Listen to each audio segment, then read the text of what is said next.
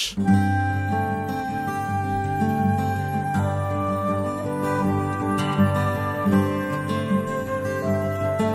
Ang buhay niya ay bukid, kaulay o bawat saglit. Munti niyang pangarap, dito na nailibing.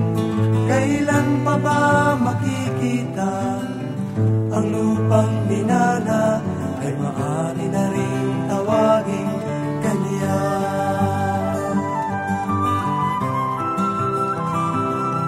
Bawat putil na pinagyaman ay pait ng kawalan.